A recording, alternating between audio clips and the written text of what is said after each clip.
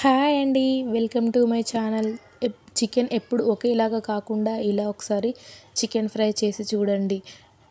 Taste అదిరిపోతుంది. దీనికోసం ముందుగా స్టవ్ వెలిగించి ఒక కడాయి పెట్టుకొని ఇందులో 3 టేబుల్ స్పూన్ ఆయిల్ వేసి ఆయిల్ బాగా వేడెక్కాక మసాలా దినుసులు వేసుకొని చిన్నగా కట్ చేసి పెట్టుకున్న ఉల్లిపాయ ముక్కలు, పచ్చిమిర్చి ముక్కలు వేసుకొని బాగా ఫ్రై చేసుకోవాలి. ఇవి బాగా ఫ్రై అయ్యాక పుదీనా వేసి కలుపుకొని తర్వాత శుభ్రంగా కడిగి పెట్టుకున్న చికెన్ కూడా వేసుకొని ఒకసారి బాగా కలిపి మూత పెట్టి ఒక 5 నిమిషాలు మగ్గించుకోవాలి.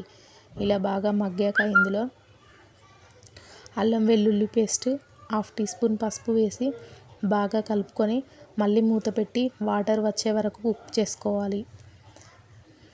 ఇలా వాటర్ వచ్చాక ఇందులో రుచికి సరిపడా కారం, ఉప్పు వేసి మళ్ళీ ఒకసారి బాగా కలుపుకొని మూత పెట్టి చిన్న మంట మీద ఉడకనివ్వాలి. ఇలా బాగా ఉడికాక ఒక చిన్న టమాటో ముక్కలు వేసుకొని వాటర్ ఏమీ వేయకుండా చిన్న మంటలో బాగా ఉడకనివ్వాలి. ఇలా చికెన్ బాగా ఉడికాక ఇందులో 1/2 టీ స్పూన్ ధనియాల పొడి, 1/2 టీ స్పూన్ గరం మసాలా వేసుకొని ఒకసారి కలిపి కట్ చేసి పెట్టుకున్న కొత్తిమీర కూడా వేసి కలుపుకుంటే ఎంతో టేస్టీగా ఉండే చికెన్ ఫ్రై రెడీ. ఒకసారి ఇలా చేసి చూడండి. Please subscribe to my channel.